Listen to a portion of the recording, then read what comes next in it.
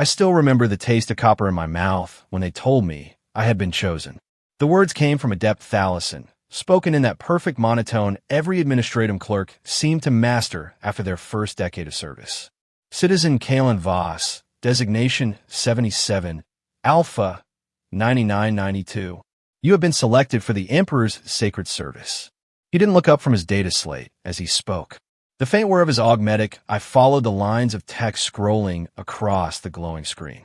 The sound reminded me of the grinding wheels in the manufactorum where I had worked for the past 15 years. I stood barefoot in the gray processing chamber, the cold metal floor biting at my skin, trying to make sense of the words. Sacred service. I had heard the whispers, of course.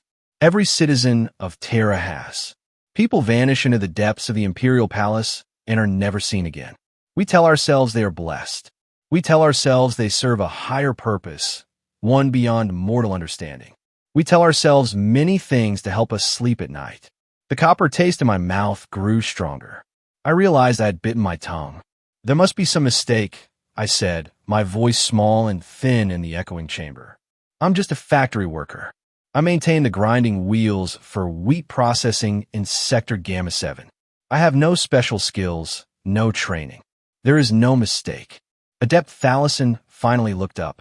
His human eye was brown and tired, surrounded by the pale skin of someone who hadn't seen natural light in decades. The selection process is thorough, he said. Your genetic markers, psychic resonance levels, and psychological profile have all been reviewed and approved. You will report to Sanctum Level Omega, 33 at the 19th hour for preparation. Suddenly the chamber felt smaller. The walls, painted that lifeless shade of institutional beige that exists nowhere in nature, seemed to press inward. The humming fluorescent lumens above gave off a frequency that made my teeth ache. I became painfully aware of my breathing, shallow, uneven, and of how the recycled air tasted of metal and disinfectant. What exactly is sacred service? I asked. For the first time, something close to emotion flickered across his face. It might have been pity. It might have been envy. You will sustain the light that guides humanity through the darkness, he said quietly. There is no greater honor. Then he looked back down at his data slate, and I understood the conversation was over. The journey from the processing chamber to my HAB unit took 47 minutes through the transport tubes. 47 minutes during which I stared at my reflection in the scratched plexiglass window, trying to reconcile the face looking back at me with the words I had just heard. Chosen. Selected. Sacred service. The terms felt alien, like fragments of a language I had once known but forgotten. My reflection was unremarkable. 34 years old, brown hair already thinning at the crown, gray eyes that held no particular wisdom or strength. A thin scar traced my left cheek from a grinding wheel accident 3 years prior. My hands were rough, calloused from decades of labor, the nails forever stained with machine oil despite endless scrubbing. An ordinary man, leading an ordinary life in service to the Imperium. Or so I had thought. My HAB unit was exactly as I had left it that morning, a single room 8 meters by 6 containing a cot, a small desk, a food prep unit, and a lavatory alcove. The walls were the same bleak beige as the processing chamber. On the desk sat a single frame picked. My parents, long dead, captured on the day of their union 47 years ago. My mother's smile, my father's solemn pride. They looked so certain that day, certain of a future that now felt impossibly distant. I stood there for a long time, the hum of the ventilation system filling the silence, the copper taste still clinging to my tongue. And for the first time in my life, I wished I had never been chosen. They smiled at the camera with the unguarded happiness of people who still believe the future held promise. I sat on the edge of the cot and stared at their faces for a long time. What would they think of their son's sacred service? Would they be proud or terrified? I realized I didn't know what to think myself. The remaining hours passed strangely. I tried to eat, but found no appetite. The corpse starch ration, flavored to imitate some long-extinct meat, turned to ash in my mouth. I tried to read from the small collection of approved texts I kept in my desk drawer, but the words refused to stay still. They blurred and twisted across the page until the meaning was gone. The Primer Imperialis, which I had read hundreds of times, might as well have been written in an alien script. Even its familiar prayers and oaths brought me no comfort. I tried to sleep, but my eyes kept finding the ceiling panels above me. I counted every imperfection to keep my thoughts from spiraling. 63 dents, 12 rust spots, one panel slightly misaligned with its neighbors. When the chime sounded for the 19th hour, I was ready. The transport system that carried me to Sanctum Level Omega 33 was unlike anything I had ever seen in my 34 years on Terra.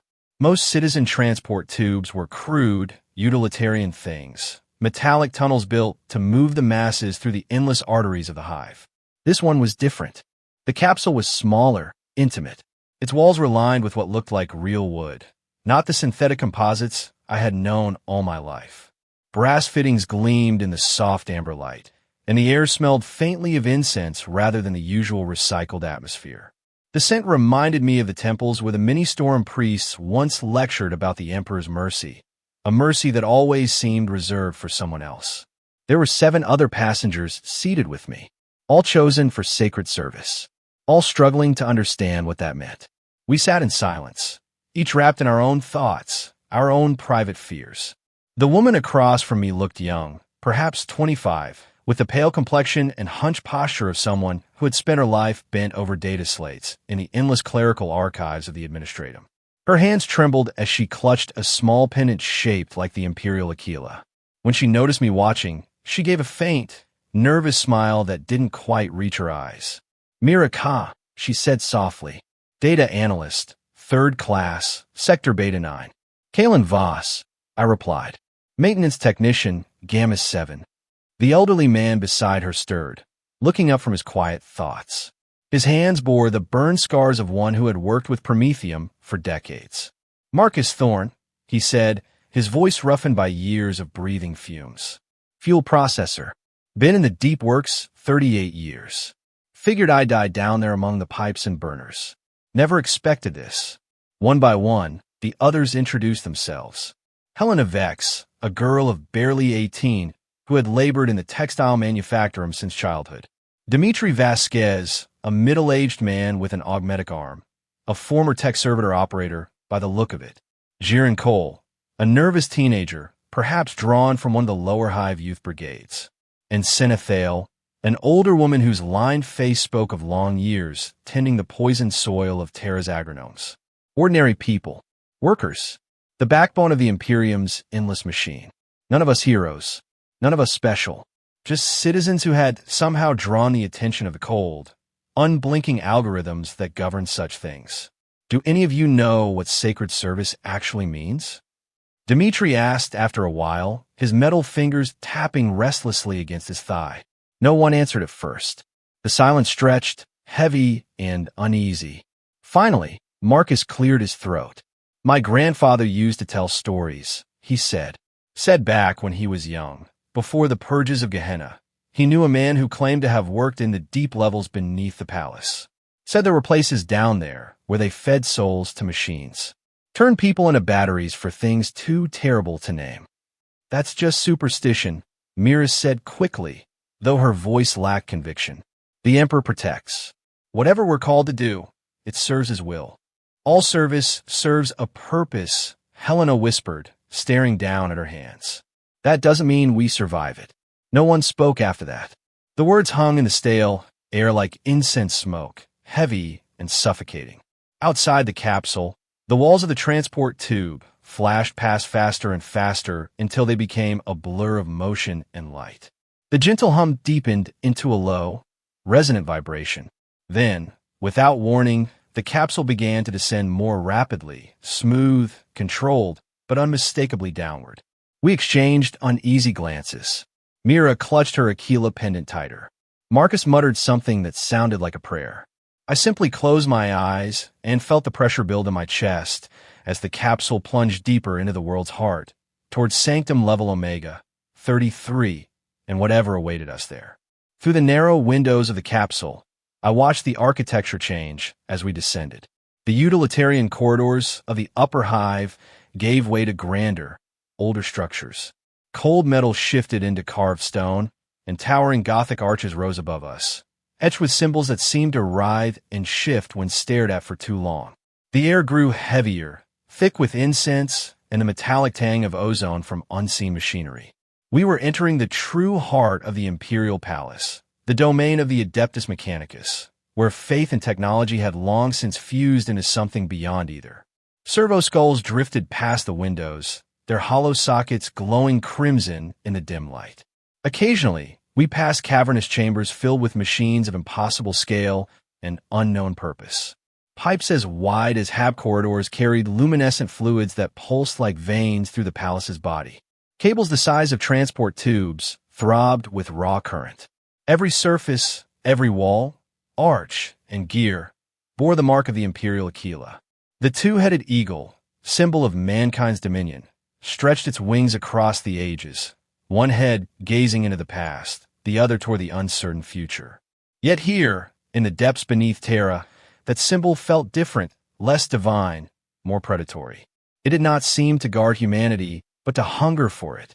Our descent felt endless.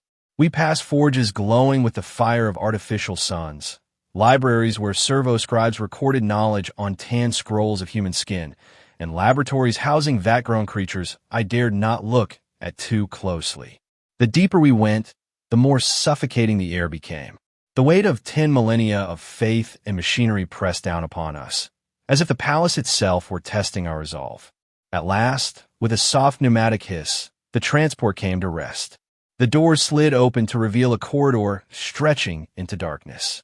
Statues lined the walls, saints I did not recognize, each frozen in expressions of mingled ecstasy and torment, their stone hands reaching for something unseen. Dim lumens flickered in their alcoves, casting shadows that made the statues appear to move when one looked away. "Citizens," came a voice from beyond the door. "You will disembark. You will follow. You will not speak unless spoken to." The speaker was a figure robed in crimson, a tech adept of the Mechanicus.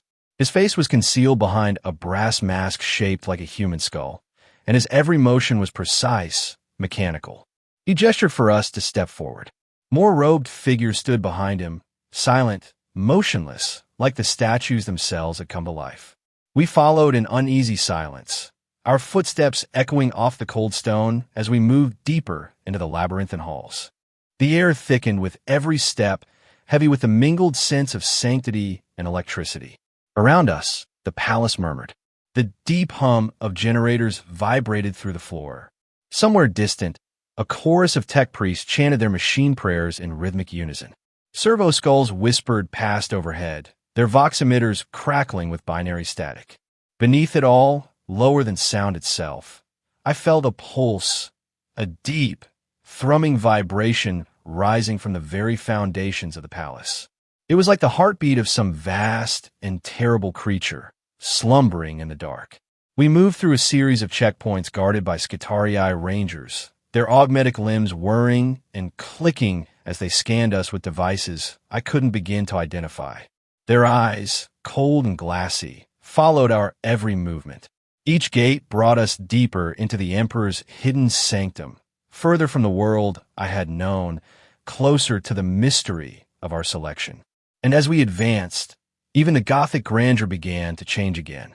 The ornate arches and carved saints gave way to something older, something raw and primitive, as though we were descending not just through the palace, but through time itself. Rough-hewn stone replaced the polished marble.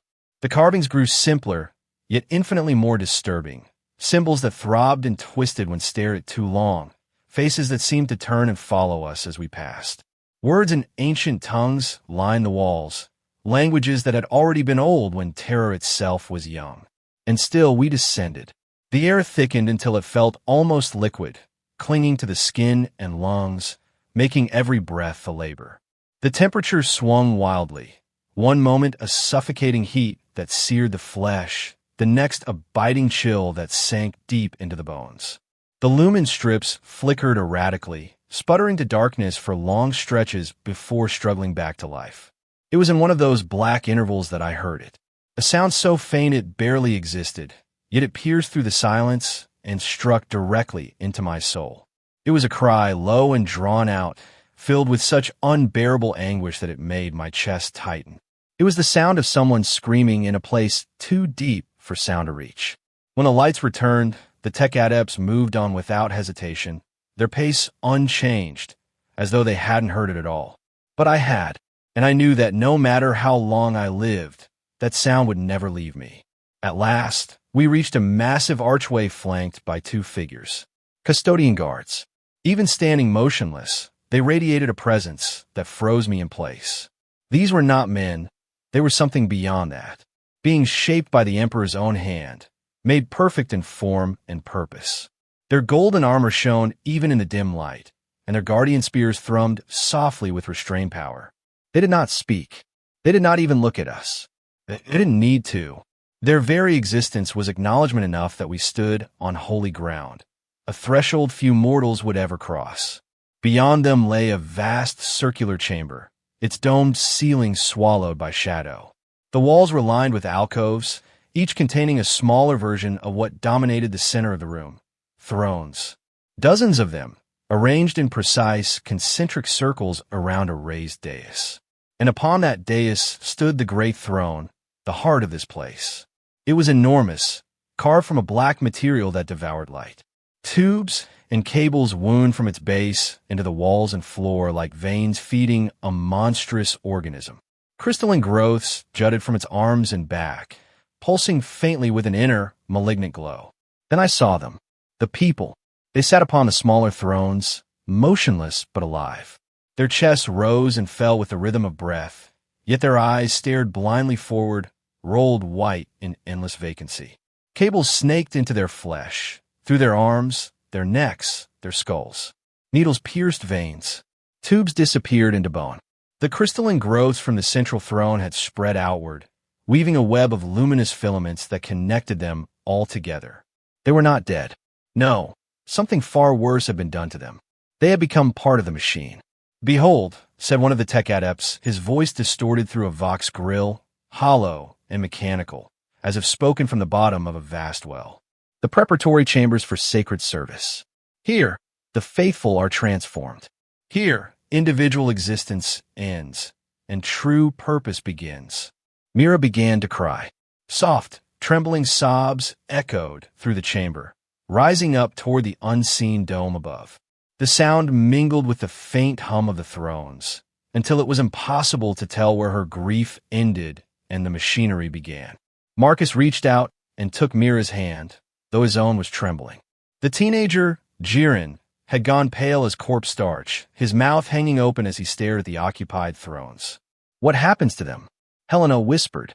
The tech adept turned his skull-shaped mask toward her, the red glow of his optic lenses flickering faintly. "They become part of something greater," he intoned. "Their life force, their psychic potential, their very souls are channeled into the great work. They sustain the light that guides humanity through the darkness." The word struck me with sudden, icy clarity. "The Astronomicon," I breathed. "Indeed, the beacon that allows Imperial ships to traverse the warp, that keeps the forces of chaos at bay, that holds reality itself apart from the nightmares beyond. It requires constant feeding, constant sacrifice. The souls of the faithful, willingly or unwillingly, given, transformed into the holy light that preserves our species." The truth hit me like a physical blow. I had heard of the Astronomicon all my life, as every citizen of the Imperium had. We all knew of the great light that shone from Holy Terra, guiding ships through the raging tides of the warp. But never, never had I understood that it was literally made of us. Human souls, burned away to fuel eternity. 1,000 souls a day, the tech adept continued, his voice a monotone echo from the depths of his vox grill. "For 10,000 years, this has been the price of survival, paid in the currency of human life. You have been chosen to join that number, to add your essence to the great beacon, to become part of the emperors will made manifest. 1,000 souls a day." The math clawed at my mind. Over 10 millennia, billions, perhaps trillions, had perished in this chamber and others like it. Billions of ordinary people taken from ordinary lives, reduced to fuel for a light that must never dim, all to keep a single flame burning against the endless dark. "How do you choose?" Dmitri asked, his augmetic fingers flexing with a faint mechanical whir. How do you decide who lives and who dies? The selection is precise, replied the tech adept without hesitation. Genetic markers indicating psychic potential. Psychological profiles ensuring mental stability under duress. Physical conditions allowing optimal energy transfer. Age ranges providing the highest yield. Thousands of variables considered by the machine spirits to identify those most suited for sacred service. Most suited to die, he meant. Most suited to be devoured by something that had once been human, but had long since transcended the boundaries of humanity. And if we refuse? Senna asked, her lined face hard with defiance. The skull mask turned toward her with chilling mechanical precision. Refusal is not possible, the adept said. The selection has been made. The Emperor's will cannot be denied. You may approach your transformation with acceptance and find peace in service, or resist and find only suffering. The outcome is the same. I looked around the chamber again, the terrible reality settling upon me like a weight I could never lift. Dozens of thrones, all occupied. Dozens of once-living people, their minds hollowed out, their bodies fused to the machine that fed on their essence. And in the center stood the vast black throne, pulsing softly with its own malevolent life. The central throne, I murmured, is different. Indeed, the adept replied. It serves as the focusing mechanism, channeling the combined psychic energy of all connected souls and directing it toward its intended purpose. It also houses the intelligence that governs the entire process. His words hung in the air like a benediction and a curse. And in that moment, as the light from the crystals flickered over the golden masks of the adepts, I understood the truth. The Emperor's light was not sustained by faith alone, but by the endless fire of human souls. What intelligence? I asked. For the first time, something almost like uncertainty flickered in the tech adept's mechanical voice. The fragment of the Emperor's consciousness assigned to oversee this facility, he said. A portion of his divine intellect, severed from the whole, tasked with the management of sacred service. It has been altered by its proximity to the process. 10,000 years of witnessing the deaths of the faithful has changed it in ways we do not fully comprehend. A chill ran through me.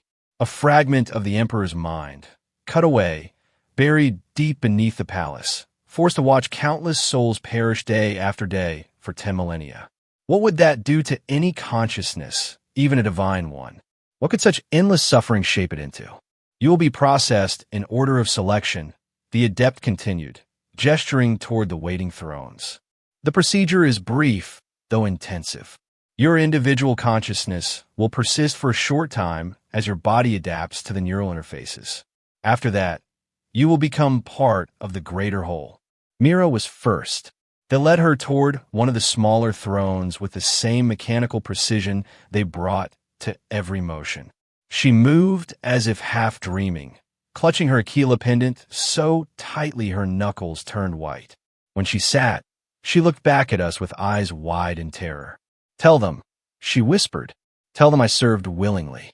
Tell them I died with honor. But there would be no one left to tell. We were all bound for the same end. The needles slid into her arms with surgical precision. Tubes found her neck, her spine, her skull. The crystalline growths extending from the central throne began to move, stretching out like the fingers of some hungry god. When they touched her, her entire body convulsed. The scream that followed was not human. It was the raw sound of a soul being unmade. It went on, reverberating through the chamber until the lumens themselves seemed to tremble. Then silence. Her head fell forward, her eyes rolled white. The instruments on the adept's consoles spiked sharply, then steadied. Connection established, one announced. Soul integration at 97% efficiency. Psychic resonance within acceptable parameters. Mira Ka, Data Analyst 3rd Class, Sector Beta 9, ceased to exist. What remained was not a woman, but a conduit. A living battery feeding energy into the machine that sustained mankind's survival. Marcus was next. The old fuel processor met his fate with quiet resolve, lowering himself into his throne without resistance. Worked with fire all my life. he muttered as the needles pierced his flesh. Fitting that I should become fire in the end. His transformation was quieter than Mira's, but no less final. One heartbeat, he was a man with a history and a name. The next, he was part of the machine. Helena followed. Then Dmitri. Then the boy, Jiren, who wept silently as the crystalline filaments burrowed into his spine. Each transformation was slightly different, each reaction its own, but the outcome never varied. Consciousness dissolved into the collective. Identity vanished, absorbed by something vast and impersonal. Senna, the agridome worker, was the last before me. She looked upon the throne reserved for her with open hatred. Her weathered hands clenched into fists. 40 years I spent trying to make things grow in poisoned soil, she said.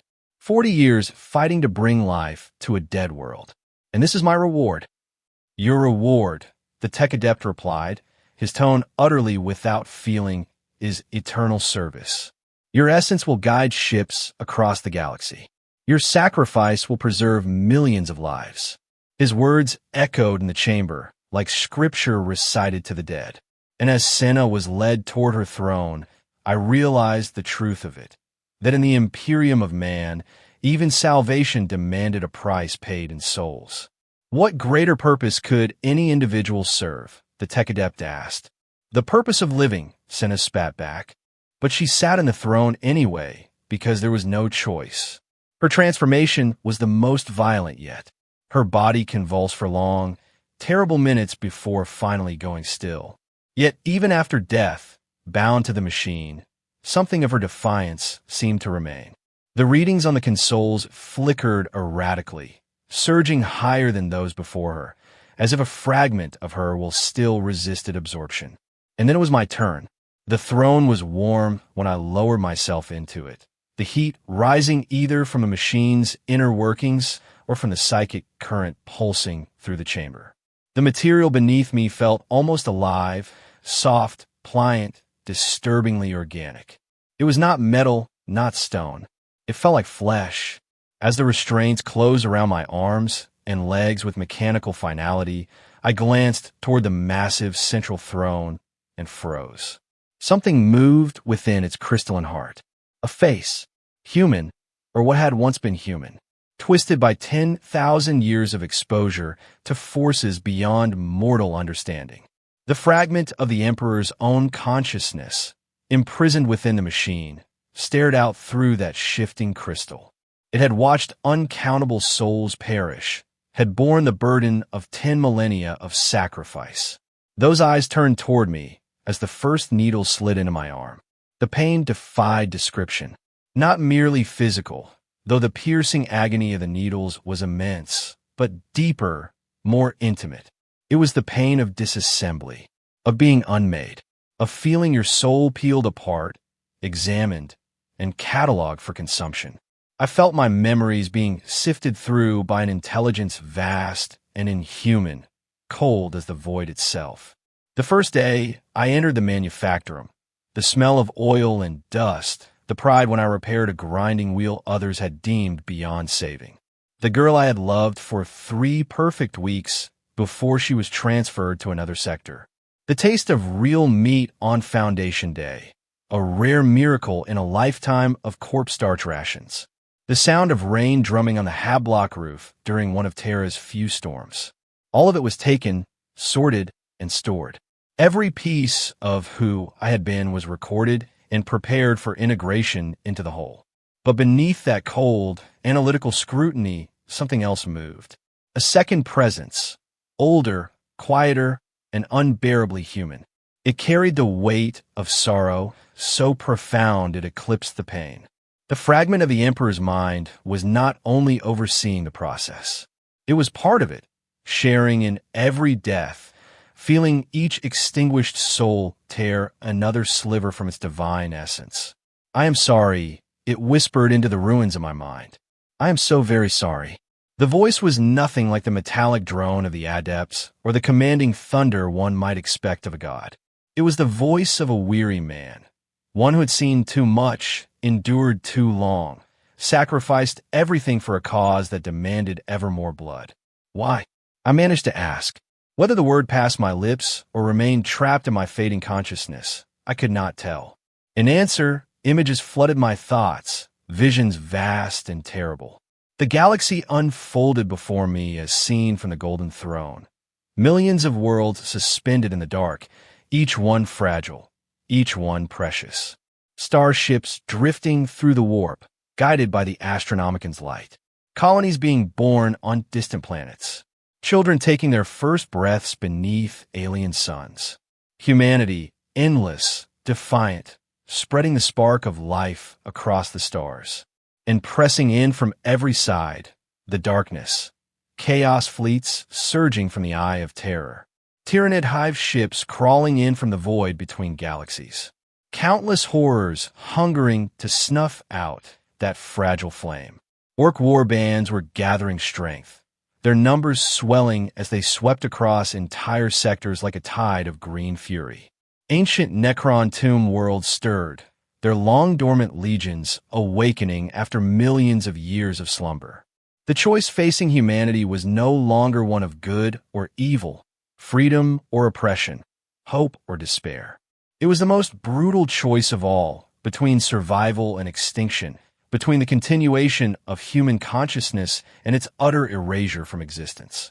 The price is too high, I protested, even as I felt my individuality begin to unravel at the edges. Yes, the voice in my head replied, calm and filled with immeasurable sorrow. It is, but the alternative is worse. Images poured into my dissolving mind. A galaxy without the Astronomican. Imperial ships lost forever in the warp, their crews driven mad by the raw exposure to chaos. Worlds cut off from one another, isolated and doomed, falling one by one to enemies they could never hope to defeat alone. I saw the Imperium fracture into 1,000 broken fragments, each devoured by forces that had waited patiently for this very moment of weakness. And worse still came the visions of what awaited humanity's souls after the fall. Not death, which would have been mercy, but eternal torment in dimensions where pain had become art. Consciousness is preserved in unending agony. Minds stretched across eternity, reshaped into mockeries of what they once were. Human spirits existing only to suffer.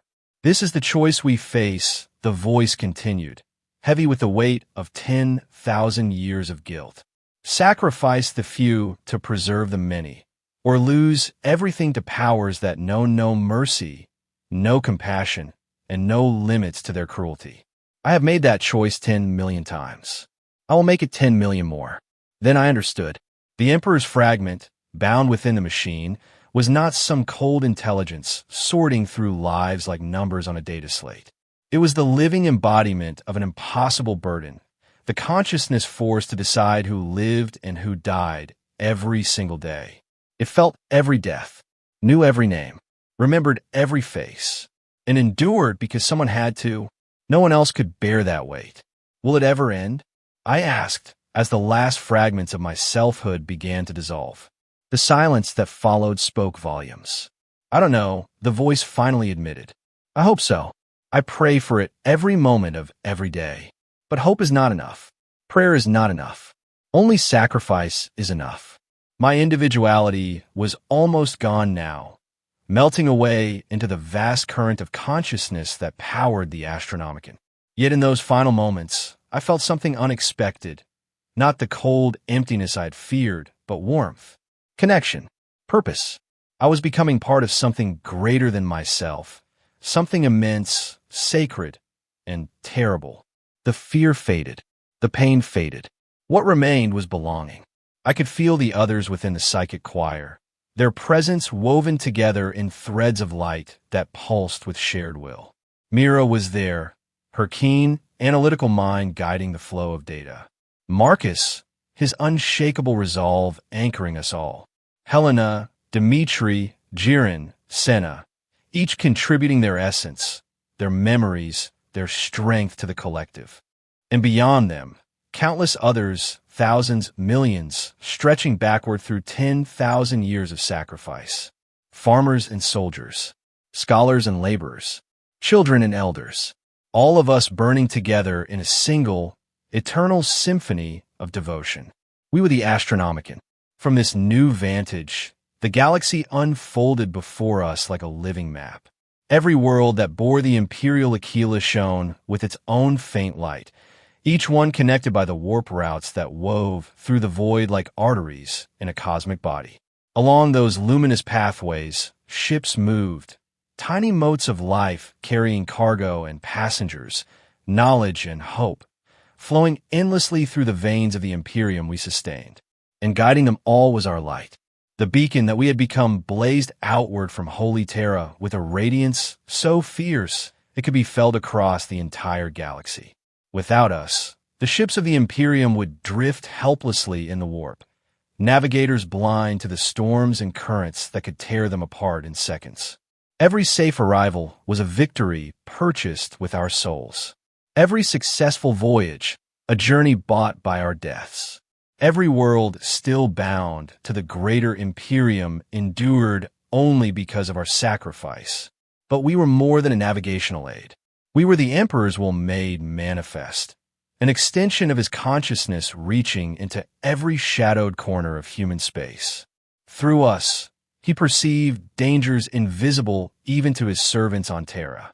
Through us, he could act subtly, swiftly, to prevent catastrophes that might otherwise consume entire worlds.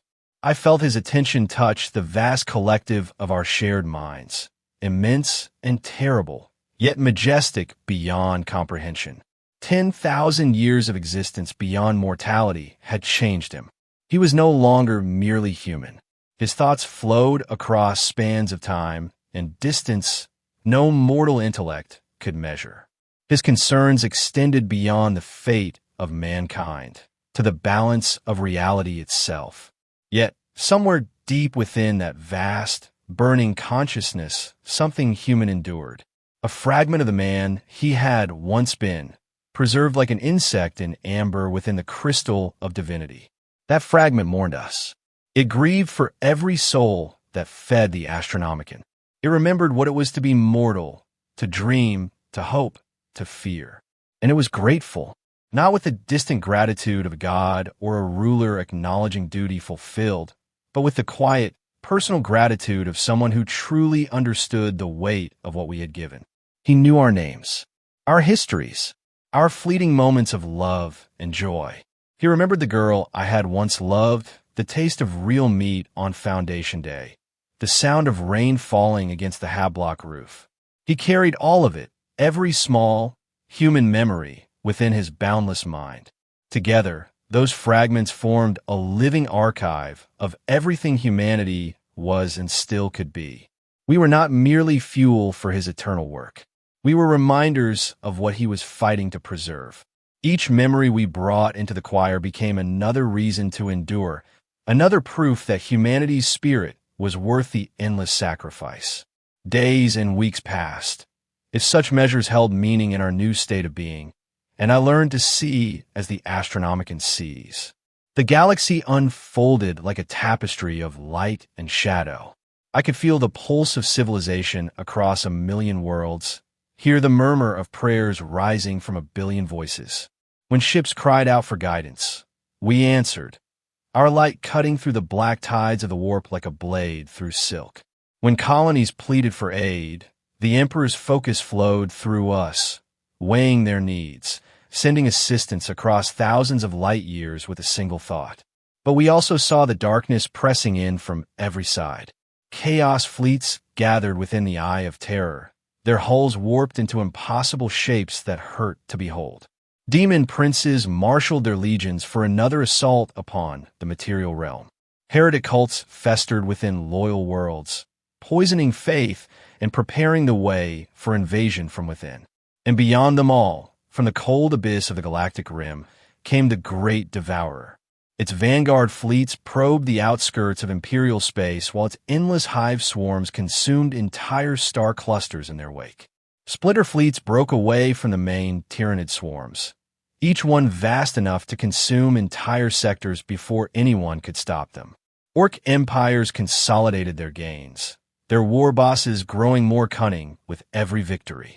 What began as small raids became endless wafts, unstoppable tides of destruction that swept across the stars, erasing everything in their path. And still, other horrors stirred. Ancient Necron tomb, worlds awakened after eons of silence. Their metal occupants rose from the depths to reclaim the galaxy they still considered theirs by right of ancient dominion.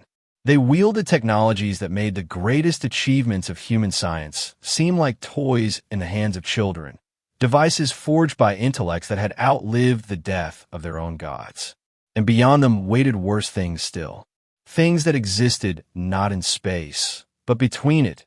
Creatures pressing against the thin walls of reality, feeding on the energies of existence itself. They grew stronger with every fracture in the barrier between worlds. They whispered to mortals, promising power, glory, and forbidden knowledge, always asking for just a little more, just one more sacrifice, one more compromise, until nothing of their victims remained but ashes and screams. The Emperor saw it all, every threat, every fleeting victory, every ruinous defeat. His consciousness stretched across the galaxy like a vast web of light, touching every world that bore his sigil, every ship that carried his banner, every soul that knelt in reverence before his name. And somehow, impossibly, he held it all together, not by sheer force, though his power was beyond the measure of any mortal, not by fear, though his enemies trembled at the mere thought of his gaze. He held it together by will alone, the unyielding refusal to surrender, no matter how hopeless the war became. By his absolute determination to protect humanity, even if it meant becoming something humanity could no longer recognize as its own. The irony was not lost on him. Through our link in the Astronomicon, I felt it, the bitter awareness that lingered in the rare moments when his attention shifted between crises. He knew what he had become, a god emperor demanding worship from the species he once sought to free from superstition. A tyrant sustained by the blood of the innocent. A monster wearing the face of humanity's savior. And yet, he was humanity's savior, monster or not. Because the alternatives were far worse. Because someone had to make the impossible choices. Because 10,000 years of struggle had taught him that the only way to preserve something precious was to sacrifice everything else. We felt his grief in those rare silences. The crushing weight of 10 millennia of necessary atrocities. The sorrow of knowing that every dawn for humanity was purchased with a night of slaughter. The knowledge that he had crossed lines that could never be uncrossed, committed acts that could never be forgiven. And still, he endured for us, for the species that had birthed him, cursed him, and demanded he become more than mortal comprehension could contain. For a future that might yet exist, no matter how distant or dim. Through our connection to the Astronomicon, I began to truly grasp the scale of the eternal war raging across the stars. It was not the simple story of good versus evil the Imperial Creed preached, but something far more complex, far more terrible. A struggle where survival itself was both the victory and the damnation. A war unlike any other consumed the galaxy. A struggle not merely of armies or empires, but of existence itself. It was a conflict fought on scales that dwarfed individual lives, entire worlds, even whole species. The forces of chaos sought to drag the material universe into the warp, twisting reality into an endless nightmare where emotion and will reshaped the very laws of physics. They offered power, passion, and freedom, but at the price of sanity and ultimately of existence itself. What they called liberation was, in truth, the dissolution of all meaning. The Tyranids represented another kind of annihilation, not the chaotic unmaking of reality, but its total consumption. They would devour every world, every living thing, every scrap of organic matter, until nothing remained but drifting husks in the void. In their future, there would be no suffering because there would be nothing left that could suffer. The Necrons sought their own version of finality. They offered order, not chaos, an eternal dominion of metal over flesh, of death over life, of stagnation over growth. They had long since traded the weakness of biology for the immortality of living metal, and they viewed all organic life as a flaw in need of correction. Each enemy promised an ending. Each heralded a different extinction of human consciousness. Against them all stood the Imperium, flawed, brutal, and monstrously oppressive, yet still the last bastion of mankind's existence. And at its heart, binding it all together through sheer force of will, sat the Golden Throne. I could feel its presence now in ways my living mind could never have imagined. It was not simply a machine, nor merely a throne, nor even a life support system. It was a nexus, a point where countless dimensions intertwined, where the Emperor's consciousness reached beyond mortal flesh and touched every corner of human space at once. The technology was older than memory, built in the dark age of technology when humanity's scientific brilliance had touched the edge of godhood. The throne had not been crafted for worship or preservation, but as a gateway, a bridge between realities. Yet the Emperor had reshaped it, reforged it, transforming it into the vessel that sustained his shattered form and unbound spirit. But now it was failing. 10,000 years of unceasing strain had taken their toll. Components meant to endure for eternity were corroding, fracturing, burning out. Systems that had once run with perfect precision were faltering, demanding ever greater torrents of psychic energy just to function. The 1,000 souls sacrificed each day, once a steady tribute, now barely sustained him from one dawn to the next.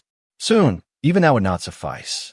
Through the shared consciousness of the Astronomicon, I could sense the vast computations running ceaselessly within his divine intellect. Statistical models projected the rate of decay. Probability matrices mapped the dwindling future. Contingency plans explored possibilities too dreadful to voice. Every calculation ended with the same conclusion. The Golden Throne would fail, perhaps not tomorrow, perhaps not for centuries, but inevitably. And when it did, the Emperor would die. The Astronomicon would gutter out. Humanity's light would vanish.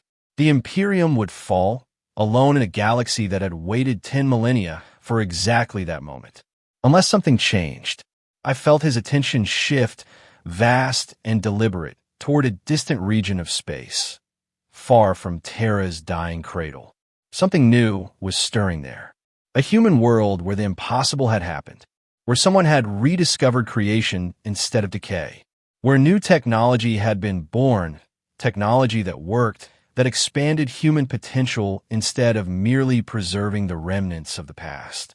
For the first time in 10,000 years, humanity was innovating again. The realization sent shockwaves through the Astronomicon choir, rippling through the shared sea of souls that bound us together.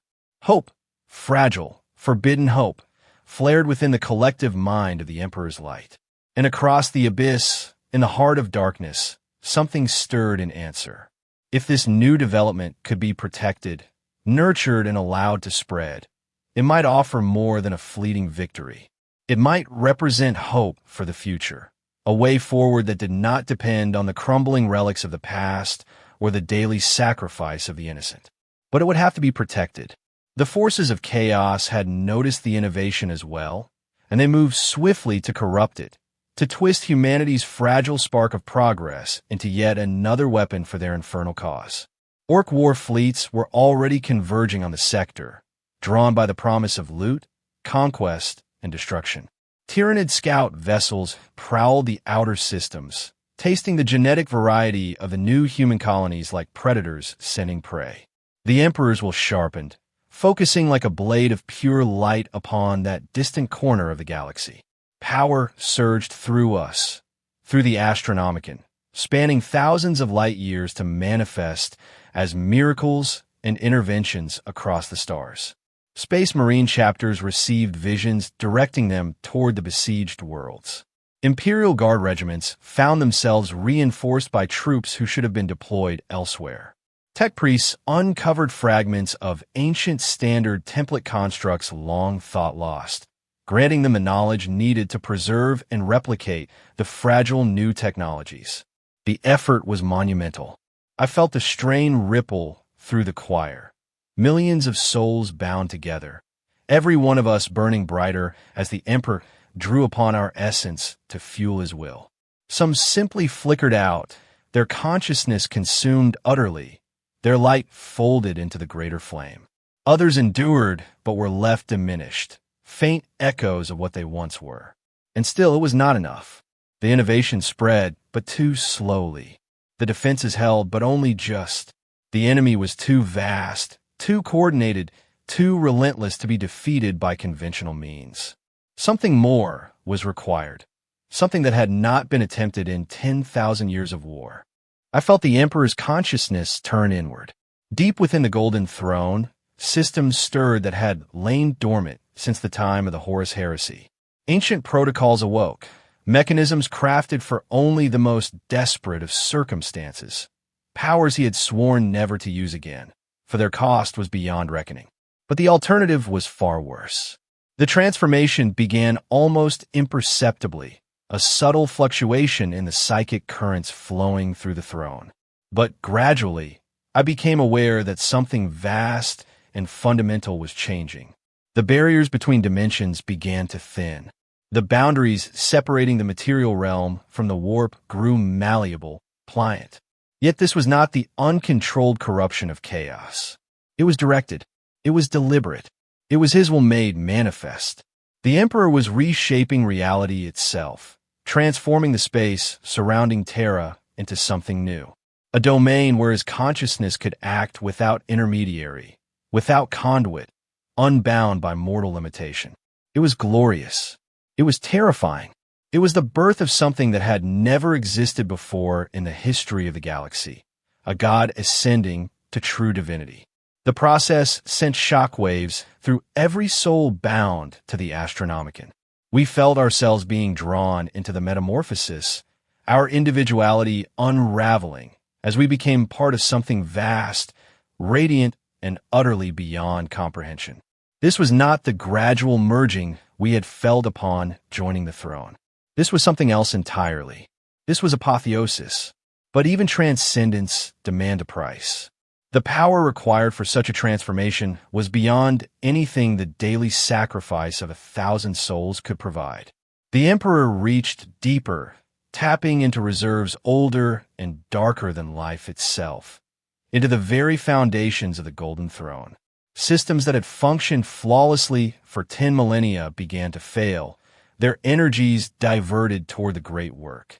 And then we began to burn, not the slow, controlled burning that had sustained the Astronomicon for 10,000 years, but a blazing conflagration that consumed everything we were and had ever been. Our memories, our personalities, our individuality, all of it was drawn into the fire. I felt Mira's presence flicker, then vanish, her essence consumed in an instant. Marcus followed moments later, his steady influence snuffed out like a candle. One by one, the souls I had come to know in our brief eternity within the Astronomicon were extinguished, their sacrifice fueling a transformation beyond mortal comprehension. It was my turn. The memories that had defined Kalen Voss began to slip away like grains of sand through an open hand. My childhood in the lower hive. The pride I had once felt maintaining the grinding wheels in a manufactorum. The taste of real food. The sound of rain against a rusted rooftop. The face of the girl I had loved for 3 perfect weeks. Each fragment of memory burned, feeding the fire that would remake the galaxy. And yet, as my identity dissolved, something extraordinary was taking shape. The boundaries between the souls within the choir were fading, melting into one another. But instead of annihilation, there was harmony. It was not the cold uniformity of a machine mind or hive consciousness. It was something warm, living, and profoundly human. We were merging, but not losing ourselves. We were becoming more. We were becoming part of the Emperor himself. Not as fuel, not as tools, not as offerings, but as integral facets of his divine consciousness. Our memories became his memories. Our experiences, his experiences. Our humanity, the foundation upon which his godhood was built. And in that moment of ultimate surrender, I finally understood the true purpose of sacred service. We had not been chosen to die. We had been chosen to endure. Every soul that had ever entered the preparation chambers, every consciousness that had been dissolved into the Astronomicon, every sacrifice that had seemed cruel and meaningless, all of it had been leading to this moment, the birth of a true God of humanity. The Emperor's transformation rippled outward from Terra like a wave of living light. Across the galaxy, his servants felt the change. Space Marines knelt in sudden awe as golden visions filled their minds. Imperial Guard commanders found their failing armies inexplicably victorious, guided by flashes of tactical genius. Tech priests raised their hands in wonder as their prayers to the machine god were answered, clearly, directly, divinely. And in that distant sector where humanity's fragile innovations had been under siege, the tide of war turned. Chaos fleets found their warp drives failing as reality itself rejected them. Orc warbands discovered their weapons jamming, their engines failing, their feral rage turning inward as they tore one another apart. Tyrannid Hive ships recoiled in confusion from systems that had become unpalatable to them, their bioships unable to digest the changed fabric of space-time. The enemies of mankind faltered. The new technology survived. The future, at long last, was secure. The price of 10,000 years of suffering had been paid in full. But the cost was staggering. The Golden Throne fell silent, its ancient machinery finally spent, its sacred systems reduced to stillness. The preparation chambers stood empty, their crystalline matrices dark and lifeless. The daily sacrifice of 1,000 souls was no longer needed. There was nothing left to sustain, because there was nothing left to sustain. Only divinity remained. The Emperor had transcended the need for flesh. He no longer required a body of bone and blood, nor the ancient machinery that had kept him bound to the Golden Throne. He was everywhere now, in every ray of starlight that touched a human world, in every breath drawn by his faithful servants, in every thought that turned toward hope instead of despair. The Astronomicon still blazed, brighter than ever before, but it no longer demanded sacrifice to sustain its light. It burned not with the power of consumed souls, but with the pure will of a being who had finally achieved true godhood. And we were part of it. All of us who had offered our lives to the Emperor's sacred service over 10,000 years of devotion now existed as facets of his infinite mind. Each of us preserved some fragment of human experience, each contributing a thread to the vast tapestry of memory and emotion that bound him forever to the species he had sworn to protect. Kalen Voss, the factory worker from Sector Gamma 7, no longer existed as an individual, but his essence endured.